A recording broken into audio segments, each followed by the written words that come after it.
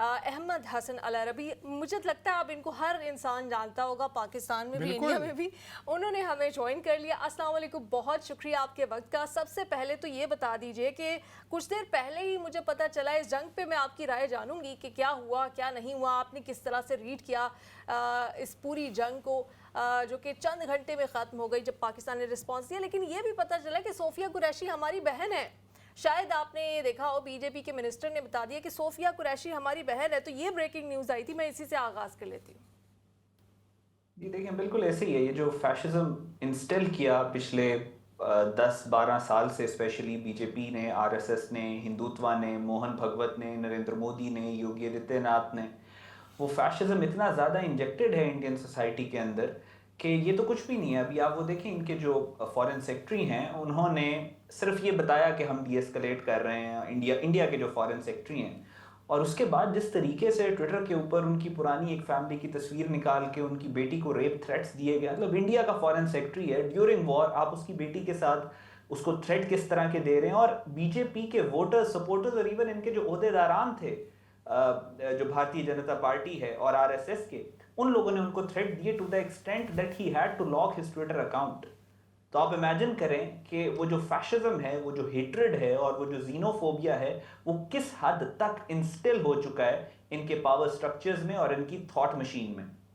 यकीनी तौर पे। अच्छा अहमद, आप हमारे साथ मौजूद हैं। यकीनन हम चाहेंगे कि आपकी मौजूदगी का फ़ायदा उठाते हुए मुख्तलिफ जो पहलू हैं उनका अहाता करने की कोशिश की जाए। जंग हो गई, ठीक है, उसके बाद सीज़ फायर जो है वो भी हो गया। फिर कुछ खबरें ये आती रहीं कि मुख्तलिफ जगहों से जो सीज़ फायर की वायलेशंस भी हो रही हैं। अमूमन हम देखते हैं ऐसा होता है कुछ देर तक। आज जो मोदी हैं, एक कल उन्होंने खिताब किया था, उसके बाद कहा जा रहा था कि ये एक शिकस्त खुर्दा शख्सियत की बॉडी लैंग्वेज है, खिताब है, जो चॉइस ऑफ वर्ड्स थी वो भी। आज उन्होंने एक और खिताब किया और उसमें उन्होंने बिल्कुल किसी चीज़ को मानने से ही इनकार किया और अपना हौसला बढ़ाने के लिए या न जाने किसका हौसला बढ़ाने के लिए उन्होंने बहुत बड़े बड़े दावे भी किए। तो अहमद, ये आपके ख्याल में मामला रुकेगा कहाँ पे? क्या खुदा ना खास्ता एक दफ़ा फिर हम कोई जंगी जो जुनून है वो भारत की जानिब से देखेंगे, पाकिस्तान के ऊपर मुसल्लत करने की कोशिश की जाएगी?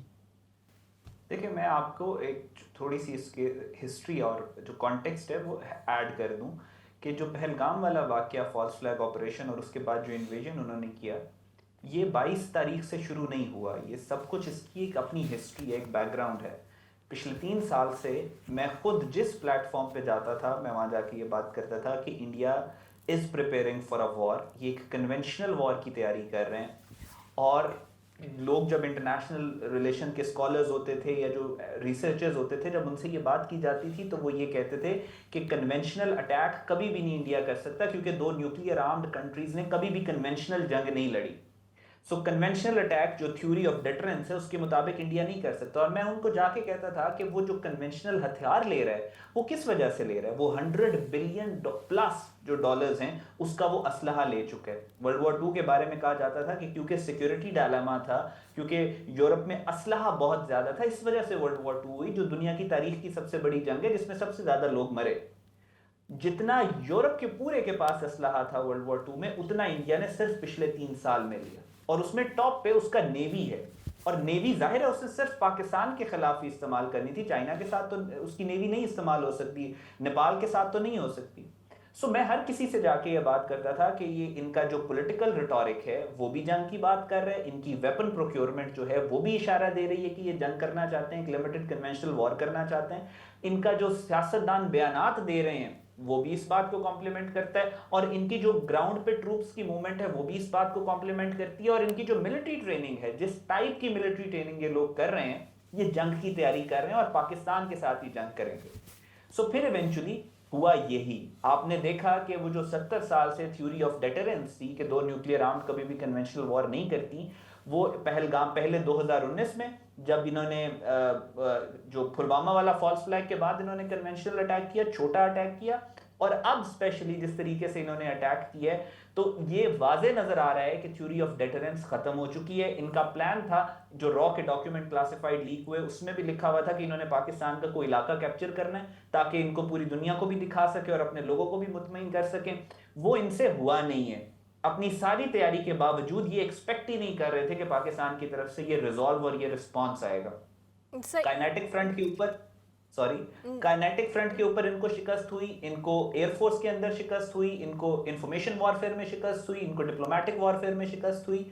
अब जो इंडिया का पॉलिटिकल एनवायरनमेंट इंडिया के अंदर जो है वो इस बात का वाज़े तौर पर इशारा कर रहा है कि इसके जो कल्टिस्ट्स हैं मोदी के, वो इसको पुश कर रहे हैं फॉर अनदर मिस एडवेंचर। और ये अभी जंग जारी है, बैटल जो है एक खत्म हुई है और पाकिस्तान पहली बैटल अल्लाह के फजल से जीत गया है, but the war continues, they are itching for another misadventure. और आने वाले चंद दिनों में, हफ्तों में, महीनों में आप देखेंगे ज्यादा टाइम नहीं है, इंडिया फिर कोई मिस एडवेंचर करेगा। यही मैं आपसे क्वेश्चन करना चाह रही थी कि ख्वाहिश करना और उस पर अमल करना, इसमें फ़र्क है। दुनिया में पहला राफेल जो है वो गिरा है, वो पाकिस्तान एयरफोर्स ने गिराया है। इन्होंने तो राफेल की भी कोई इज़्ज़त नहीं छोड़ी, और जो वेस्टर्न आर्म्स हैं, वेपनरी है, जो फाइटर जेट्स हैं, उनकी कोई इज़्ज़त नहीं छोड़ी। इस इंफ्रास्ट्रक्चर में इस कैपेसिटी के साथ आपको लगता है कि ये दोबारा जाएंगे? क्योंकि सुनने में ये भी आ रहा है कि इनके अपने जो आर्मी के लोग हैं वो भी नाराज़ हैं कि किस तरह से उनको एक जंग में झोंका गया, और कुछ साहब ये भी कह रहे थे कि हम तैयार नहीं हैं। तो अपने अंदर से अब बिलाखिर आटे में नमक के बराबर कुछ सेन वॉइसेस हैं, लेकिन वो उठना शुरू हो गई हैं, उसके बावजूद ये जाएंगे जंग में? जी देखें, दुनिया के अंदर हमेशा जो जितनी 14,700 के करीब जंगें हुई हैं, हर जंग कोई ना कोई मुल्क जीता है और कोई हारा है। हर जंग किसी ना किसी ने शुरू की है और हमेशा एक बंदे ने लाजमी तौर पर मिसकैलकुलेशन की है। तो इंडिया की हिस्ट्री भी यही है कि ये हमेशा, और स्पेशली पिछले 10 से 15 साल से जो इनका थॉट प्रोसेस है, जो इनकी थिंकिंग मशीनरी है इस वक्त इंडिया के पॉलिसी कॉरिडोर्स में, वो हमेशा से मिसकैलकुलेट कर रही है। इन्होंने बालाकोट पे भी मिसकैलकुलेट किया, इन्होंने पुलवामा, पहलगाम, हर जगह के ऊपर ये मिसकैलकुलेट कर रहे हैं। और जो फैशिस्ट होता है, जो फैशिस्ट के कैरेक्टरिस्टिक्स होते हैं, आप दुनिया के पुराने 200-300 साल के फैशिस्ट पढ़ के देख लें, हमेशा फैशिस्ट मिसकैलकुलेट करते हैं। अपने मुल्क के अंदर का जो टर्मोइल होता है, अपने मुल्क के अंदर जो इंतशार होता है, जो फसाद होता है, जो डिवीजन होती है, उससे डिफ्लेक्ट करने के लिए बाहर किसी मुल्क के ऊपर हमला करता है और उसके बाद फिर वो फैशिस्ट तबाह हो जाता है। सो मोदी भी इस वक्त इसी ट्रेजेक्ट्री पे है, क्योंकि इस वक्त इंडिया के अंदर बीजेपी की हुकूमत है, मोदी की हुकूमत है, हुकूमत चेंज होने के आसार नजर नहीं आ रहे, लेकिन ये पॉसिबिलिटी बहुत जोर से मौजूद है कि मोदी को हटा के योगी आदित्यनाथ को प्राइम मिनिस्टर बना दिया जाए। सुब्रमण्यम स्वामी जो आरएसएस का आइडियोलॉग है, उसने बाकायदा तौर पर ये ट्वीट भी किया कि हमारा मकसद पाकिस्तान को तोड़ना था, मोदी इसमें बार बार नाकाम रहा है, हमें जिल्लत उठानी पड़ी है मोदी के लिए। Now we have to bring in the better butcher, हमें एक बड़ा कसाई लेके आना है जिसका नाम योगी आदित्यनाथ है। तो ख्वाहिश इनकी है कि इन्होंने पाकिस्तान को तौबा नौज़ बिल्लाह तोड़ना है, ये वो, लेकिन इनको मुंह की खानी पड़ेगी और हमेशा ये जलील ही होंगे। लेकिन ये जो फाइनल मार्का इस वक्त चल रहा है, जो फाइनल बैटलफील्ड इस वक्त लगी हुई है, इसमें ये actually this is going to be the final war. क्योंकि इसके बाद मुझे पर्सनली जो इंडिया के इंटरनल डायनामिक्स है, मुझे ऐसा नहीं लगता कि मोदी या इंडियन यूनियन इस जंग के बाद सरवाइव कर सकेगी, क्योंकि इंटरनल जो डिवीजन है, खालिस्तान को ले लें, 7 सिस्टर स्टेट्स को ले लें, इंडिया के अंदर पॉलिटिकल पोलराइजेशन को ले लें, वो इतनी ज्यादा बढ़ चुकी हैं कि जैसे वो रॉ के डॉक्यूमेंट में भी लिखा था कि जंग अगर थोड़ी सी लंबी चली तो फिर हमारे अंदर से बहुत ज्यादा फसाद और फितना होगा और इंडिया के टूटने के चांसेस हैं। जी अच्छा अहमद, आप जो इंटरनेशनल जो अमूर हैं उसके एक्सपर्ट भी हैं, उस पर गहरी नज़र रखते हैं। उस तनाजुर में मैं आपसे ये पूछना चाहूँगा कि चले पाकिस्तान के बारे में तो एक बयानिया बना हुआ था ना, और ख़ुद पाकिस्तान के अंदर रहने वाले इसको बहुत ज़्यादा एक्सेप्ट भी कर लेते थे। हालात ऐसे थे कि जी पाकिस्तान वो तो जब तक IMF के पास ना जाएँ वो आगे चल नहीं सकते, पाकिस्तान वो तो दहशतगर्दी पे काबू नहीं पा सकते, उनके अंदर आके लोग अटैक कर देते हैं। इस जंग ने ये बयानिया किस हद तक, और साथ ही जो इंडिया के हवाले से कि शाइनिंग इंडिया और पूरी दुनिया में जिसने कल्चरल तौर पे अपने झंडे जो हैं वो गाड़ दिए हैं, बहुत टॉलरेट किस्म के लोग हैं, बहुत ज़बरदस्त अंदाज से पूरी दुनिया पे छाए हुए हैं, तो ये जो मिथ बस्ट हुई हैं इस तमाम तनाजुर में, इसको कैसे देखेंगे? देखिए, वो बात करते हैं कि जब तक आप आजमाए नहीं जाते ना, टेस्ट नहीं किया जाता आपको, तो तब तक हर तरह की बात प्रोपेगेंडा होती है।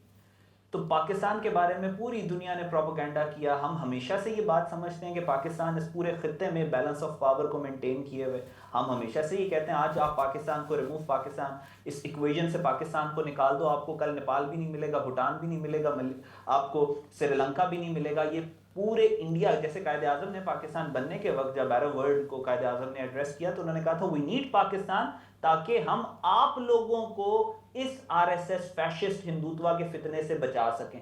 तो अखंड भारत को जो मुल्क रोक के बैठा हुआ है पिछले 70 साल से अल्लाह के फजल से, वो पाकिस्तान है। सो पाकिस्तान के बारे में ये सारा प्रोपेगेंडा था, ये जो कि पाकिस्तान इंडिया कहाँ निकल गया और कहाँ हो गया। वो जब जंग हुई तो आपको पता चल गया कि किसकी मिलिट्री स्ट्रांग है, कौन सी कौम ज्यादा ताकतवर है, कौन सी कौम यूनाइटेड है, कौन सी कौम इकट्ठी खड़ी हुई है, कौन सी कौम अपनी फौज के पीछे खड़ी हुई है, कौन सी फौज दलेरी के साथ इस मार्के के अंदर जाने के लिए तैयार है। आप इंडियन फौज को देखिए, वहां पे रोना शुरू हुआ था कि जंग होने वाली, एक सत्ताधारी था, खौफ मुब्तला था उनमें, और पाकिस्तानी जो सोल्जर्स थे उनका एटीट्यूड आपने देखा था, वो कितने खुश थे कि फाइनली हमें वो दुश्मन जो इतने अरसे से हमारी पीठ में छुरा घोंपता है, दहशतगर्दी करवाता है, आप फेस टू फेस उसके साथ लड़ने का वक्त आया। तो पाकिस्तानियों का ये जज्बा, इसको I mean you can not beat them. आप उस चीज से जो आपके ऊपर सबसे बड़ा खौफ तारी है, मैं भारत की बात कर रहा हूँ, जो इनकी फौज पे सबसे बड़ा खौफ तारी है, वो मौत का है। और दूसरी तरफ पाकिस्तानी है जो दिन में 5 दफा, जो हमारे फौजी हैं 5 दफा दिन में दुआ करते हैं शहादत की। सो कोई कंपैरिजन ही नहीं है, और वो देख लिया दुनिया ने, पूरी दुनिया के सामने सच आ गया ना, अब तो पीछे कुछ नहीं रह जाता। सही। अच्छा, आप ये भी बताइएगा, क्योंकि मैंने तो जब से होश संभाला है, एक तो पाकिस्तानियों को बहुत डिफेंसिव पोजीशंस में देखा है कि नहीं, हाँ जी हमारे अंदर भी कोई मसाइल तो हैं, गलतियाँ तो हैं। वो इस बार मुझे एक डिफरेंट पोजीशन नज़र आई है कि इस बार हम डिफेंसिव पोजीशन में नहीं गए, झूठे इल्ज़ाम भी लगते रहते तो हम उसमें भी कुछ ना कुछ डिफेंसिव पोजीशन पे चलते। दूसरा, एक इंटरनेशनल कम्युनिटी का जो रिएक्शन था, वो इस बार ऐसा लगा, पहले हमेशा ऐसा लगता था कि वैसे तो झूठ के पाँव नहीं होते, लेकिन इंडिया कुछ भी लेके जाता था तो वो मान लेते थे पूरी इंटरनेशनल कम्युनिटी। इस बार स्काई न्यूज़ के एक प्रेजेंटर के अलावा बाकी सब इंटरनेशनल कम्युनिटी ऐसा लग रहा था कि आंखें खोल के देख रही है, पाकिस्तान के स्टैंड्स को भी समझ रही है और ख़ुद से एनालाइज करने की कोशिश कर रही है कि क्या सही क्या गलत। ये जो इंटरनेशनल कम्युनिटी का एक डिफरेंट रिएक्शन सामने आया, इस पर आप क्या कहेंगे? ये देखें, दो इंटरनेशनल कम्युनिटी को अगर हम दो ग्रुप्स में डिवाइड कर दें या समझने के लिए, अंडरस्टैंडिंग के लिए, तो उसमें एक है दुनिया भर की मुल्कों की हुकूमतें और एक है अवाम। इस डिवीजन के ऊपर हम बात कर लेते हैं। हमेशा से जो पब्लिक रही है मुस्लिम वर्ल्ड की, स्पेशली अगर आप मुस्लिम वर्ल्ड की बात करें या बाकी मुल्कों की बात करें, तो वो हमेशा से मोदी आरएसएस की आइडियोलॉजीज के खिलाफ रही है। पॉलिसी मेकर्स और हुकूमतें जो होती हैं वो इंटरेस्ट की बेस पे चलती हैं, अवाम सेंटिमेंट की बेस पे चलती है, अवाम जो है वो जज्बात की बेस पे चलती है, अवाम हक और बातिल की बेस पे चलती है, अवाम इमोशंस पे चलती है, हुकूमतें इंटरेस्ट पे चलती हैं। अब अवाम जो है पूरी दुनिया की, वो तो वैसे ही पाकिस्तान के साथ थी। इनकी जो आरएसएस की आइडियोलॉजी है पूरे वेस्टर्न वर्ल्ड में भी वो बदनाम है, मुस्लिम वर्ल्ड स्पेसिफिकली वो पाकिस्तान को, जाहिर है टर्की के जो थिंक टैंक्स हैं वो सारे जिस तरीके से टर्क्स पाकिस्तान के साथ खड़े हैं, पूरे मुसलमान दुनिया, आप कोई भी अल जजीरा की या किसी भी अच्छे न्यूज़ आउटलेट की वीडियो उठाएं यूट्यूब के ऊपर, एक्सपेरिमेंट के तौर पे नीचे सिर्फ कमेंट्स पढ़ लें पाकिस्तान इंडिया से जो रिलेटेड हो, तो नीचे आपको कमेंट्स के अंदर पूरे जो कमेंट्स मिलेंगे वो यही मिलेंगे, मैं फलां मुसलमान मुल्क से हूँ और मैं पाकिस्तान को सपोर्ट करता हूँ, इंडिया के टेररिज्म के खिलाफ हम खड़े हैं। तो पूरी दुनिया का तो पल्स और सेंटिमेंट पाकिस्तान के साथ ऑलरेडी है। बात होती है हुकूमतों की।